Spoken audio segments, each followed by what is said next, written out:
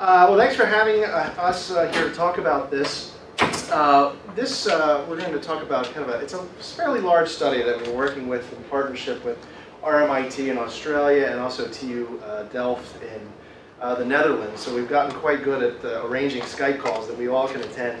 It's usually 8 a.m. Eastern Time.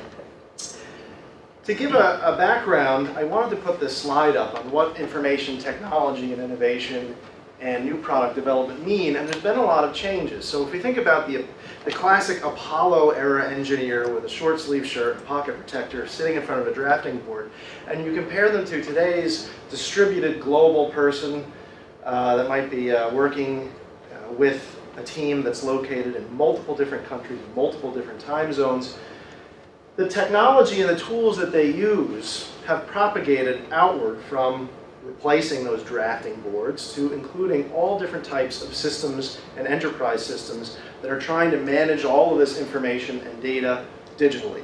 From the design of the parts, to the bill of materials, to the finance, to the supply chain, it cuts now across all aspects of the development phase, including very upfront when the designers are just sketching and trying to make the next nice iPod look very nice, or iPhone. So we want to try to understand what the impact of all of these systems and tools have on the people that are running the project in the engineering bullpen, and what does that mean? Because evidence shows that on one side, these are fantastically powerful tools that increase iteration, rapid prototyping. We can get things to market quickly and communicate globally very quickly with distributed teams. That's great. On the other side, if you take a step back and you look at, well, the Boeing 747 in the 60s went from idea to first flight in less than 5 years. The Boeing 777 did it in a little over 5 years. The Boeing 787, 11 years.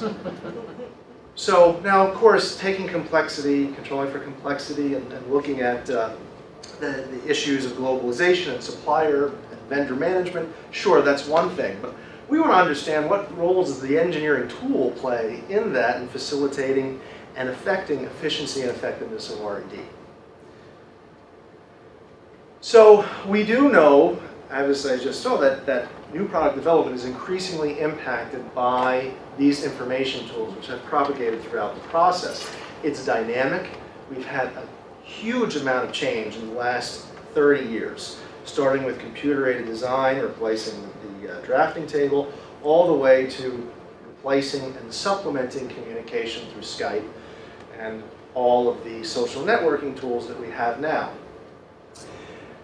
And companies are increasingly just go around the Route 128 and 495 corridor, and you see the massive amounts of companies that are selling enterprise software systems that do just this to help make R&D more efficient through digitizing design and the information exchange.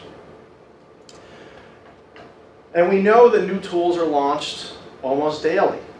Look at Project Wikis. There must be 75 different software types, from Basecamp to PBWorks to Google Sites, that are designed to do this. Within the last 5 years, we've had a push within organizations and startups to push for open innovation tools. What is the impact of wikis? And communication tools like Twitter and Yammer, which was bought by Microsoft for about $1 billion. And there have been, since 2006, there's been an increasingly body of work that's growing. One of them is D'Amore-McKim, I always mispronounce that. And Barczak studied IT by phase and see what the impact was. And their work showed that IT can infect different phases, which makes sense, but it does create value for the firm. But generally, there's been a call for research to really try to understand this and get down into the project level of how these tools are impacting the new product development effort. So that's what we're trying to understand, is how they impact each phase, and are there differences from country to country? Does the United States approach this differently from Europe or different from countries in Asia? And what factors influence these tools by phase?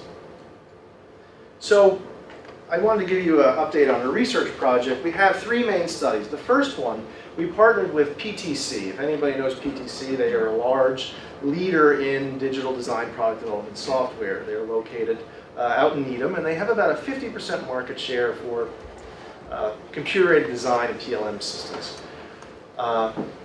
That database we developed, we sent out surveys, we also did some interviews.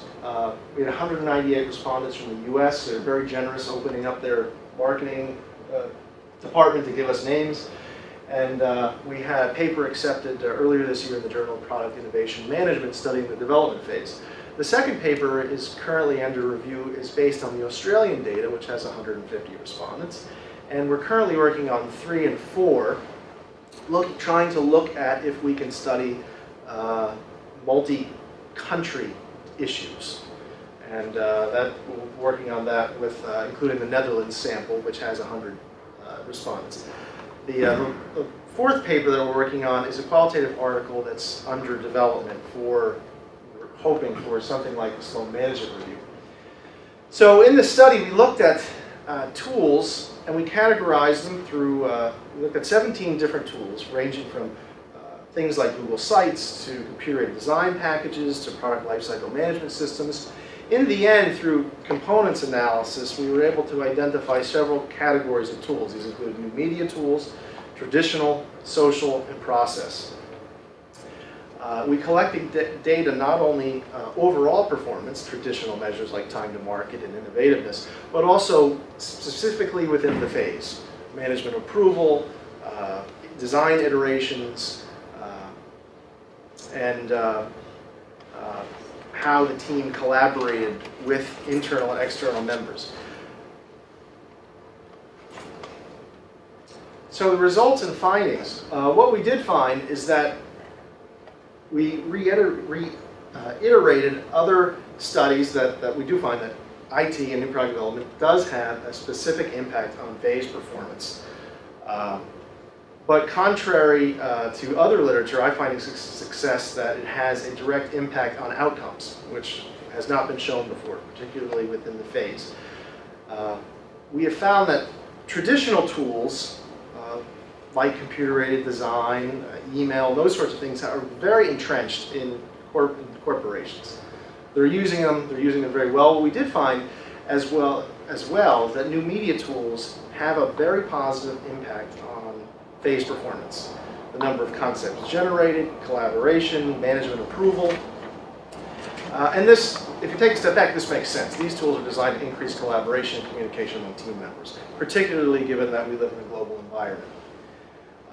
What we did not find is we didn't find that social media tools and these sort of social media functions that are being put into them are having a great impact on performance. Just because you can comment on a design doesn't necessarily mean that's going to improve the design as of yet. So what does this mean for management? Well, we do know that there are processes and systems that are well entrenched into the workflow of people working on these projects. New media tools are being adopted readily. It seems as though what we have seen in the data looking across countries, that in Australian data and in European data, that some of these new tools are, particularly among the most intense users, are actually being used more often than in the United States, we're trying to figure out why that might be. The value of social networking tools is in question. We actually did not find that impacting phase performance. And in some cases, if you look at the development phase, it actually hurt it. And this, when we're looking into exactly why that might be.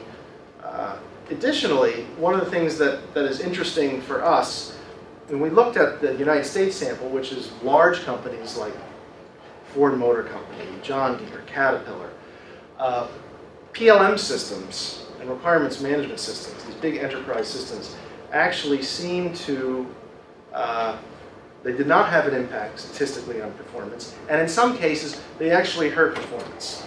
And in some of our models that we're running, they actually hurt innovativeness and those sorts of things, which is interesting. So given the amount of push to implement these large systems into companies, they actually may have a negative impact.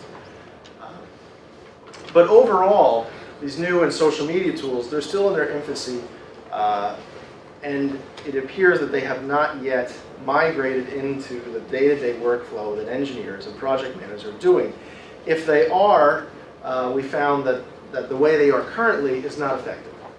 So what does this mean for software? It has implications not only for the people using them, those engineers and the engineering bulletin, but also has impact on the software vendors. If they're not designing the right tools for the job, they're either not being used or maybe they're not being used effectively. And we've seen this. We've interviewed some people and they said, yeah, we tried it. We tried it for a month and the team got so annoyed with it that we had to turn it off. Or in another case of a company that had a large system put in, well, yes, it's great, but nobody maintains it and it's useless. And this was at a large defense contractor. And their exact quote was, we have 27,000 unique components in this database. No one maintains it, no one uses it, and it's completely ineffective, and we've spent millions of dollars trying to do it and train people on it. So we think that there's a large impact that we can have in two different areas, and a practical impact as well, in addition to research. So we hope to continue with this and continue to add data and see, hopefully, some of these other papers will get out as we move forward with it.